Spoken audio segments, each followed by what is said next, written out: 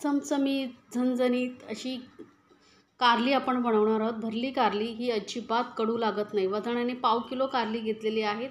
स्वच्छ धुवून घ्यायची आणि कपड्याने एकदा पुसून घ्यायची, म्हणजे पूर्ण पाणी निघून जाईल.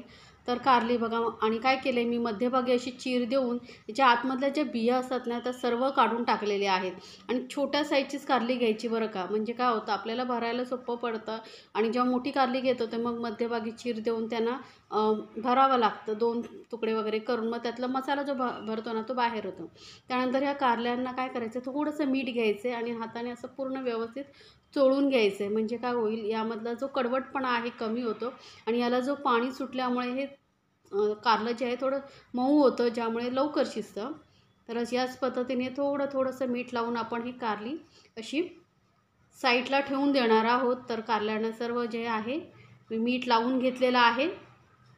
आता ही कारली आपण साईडला ठेवून देऊया. तोपर्यंत आपण यासाठी लागणारी चटणी बनवूया. तर चटणीसाठी बघा, साहित्य 2 मध्यम आकाराचे कांदे घेतलेले आहेत. एक छोटा तुकडा खोबऱ्याचं घेतलेलं आहे. ओलं खोबरं असेल तरी घेतला तरी चालेल. 2 हिरव्या मिरच्या घेतलेल्या आहेत.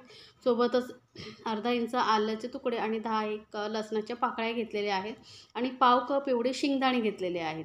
आता आपण वळूया गॅसकडे. त्यानंतर आधी काय करायचं, आपल्याला कांदा आणि खोबरं जे आहेत बारीक तुकड्यांमध्ये मी कापून घेतलेलं आहे, किंवा तुम्ही खोबरं किसूनही घेऊ शकता.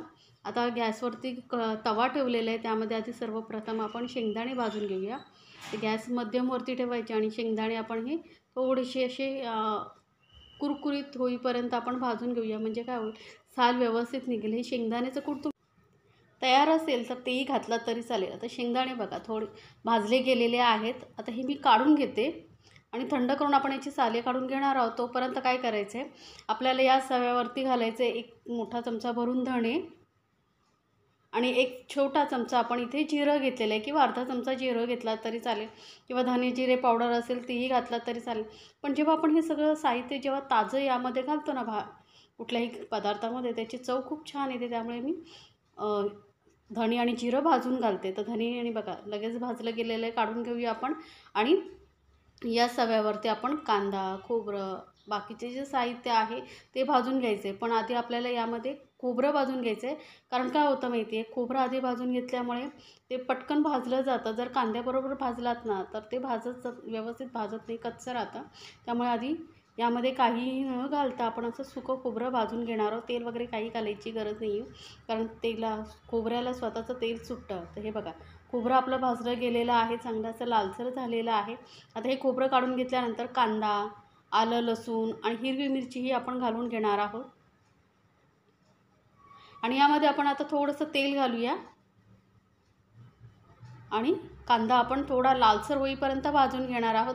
किंवा तुमच्याकडे कांदा खोबऱ्याचं वाटण तयार असेल तेही वापरू शकता. तर इथे मी तुम्हाला दाखवण्यासाठी म्हणून आपण हे कांदा खोबऱ्याचं वाटण बनवून करणार आहोत. तर हे कांदा खोबरं बघा मस्त असं लालसर आपण भाजून घेतलेला आहे.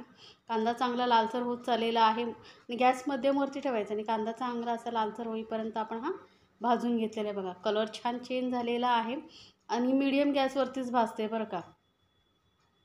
तर आता कांदा आपण काढून घेऊया, थंड करून वाटून घ्यायचे आपल्याला. तर हे पूर्ण मी फॅनखाली थंड करून घेते. आता कांदा वगैरे आपला थंड होतोय तोपर्यंत काय करूया, आपण मिक्सर जार घेऊया. त्यामध्ये पहिलं धणे आणि जिरं वाटून घेऊया. बारीक असं एकदम बारीक होणार नाही, थोडं दरदरीत राहिलं तरी चालेल. थोडीशी पावडरसारखी झाली पाहिजे. हे बघा थोडंसं असं दरदरीत असं वाटून घेतलेलं आहे. तर हे आता एका प्लेटमध्ये काढून घेऊया. आणि सेम मिक्सर जारमध्ये आपण शेंगदाणे जे मी सालं काढून ठेवली होती ते घालून घेते. सालासहित तुम्हाला आवडत असेल तर सालासहित घातलं तरी चालेल. ही पावडर थोडीशी अशी दरदरीतच करून घ्यायची. दाणेदार असले पाहिजे, एकदम पण पावडर करायची नाही. याच्यामध्ये बघू शकता शेंगदाण्याचे छोटे छोटे तुकडे तुम्हाला दिसत असतील.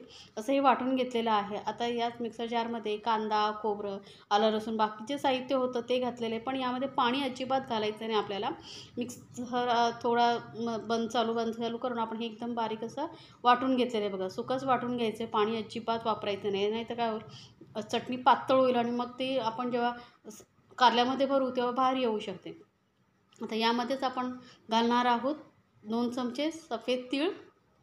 सफेद तीळमुळे काय होतं की कारलं जे आहे ना मस्त छान कुरकुरीत लागतं खाताना. थोडीशी हिंग पावडर घालते मी. हिंग असेल तर नक्की घाला. थोडीशी हळद अर्धा चमचा एवढा छोटा आणि एक चमचा आणि अर्धा चमचा इथे मी म्हणजे टोटल 1.5 चमचा लाल मिरची पावडर घालते.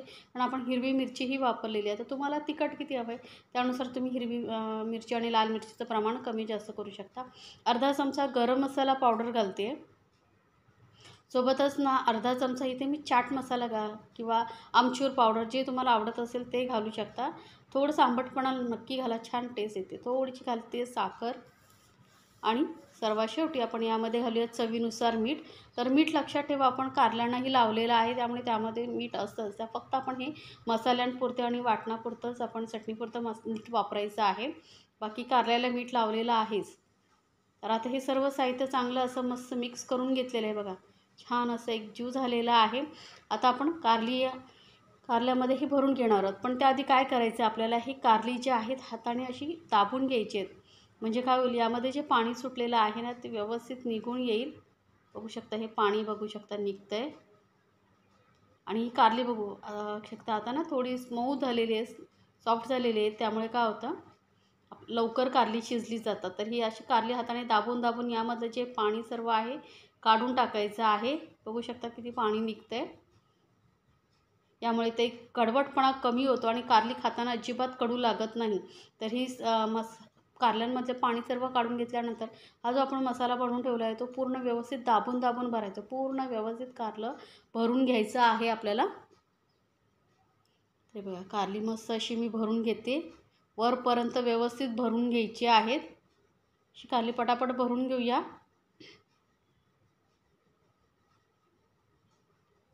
बघा याच मसाल्यामुळे तुम्ही इतरही पदार्थ जशी भरली भेंडी, भरली वांगीही बनवू शकता.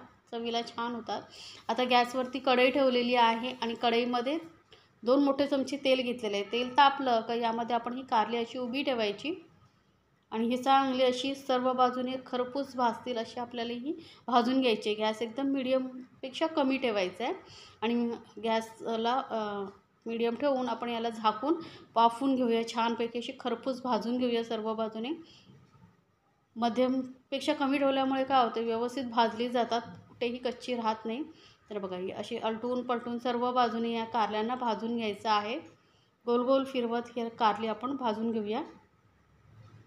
हलका हलका कलर बघू शकता एका साईडने छान असा चेंज होत आलेला आहे. तर याच पद्धतीने आपण असा हा खरपूस कलर येईपर्यंत कारली मी सर्व बाजूने भाजून घेते.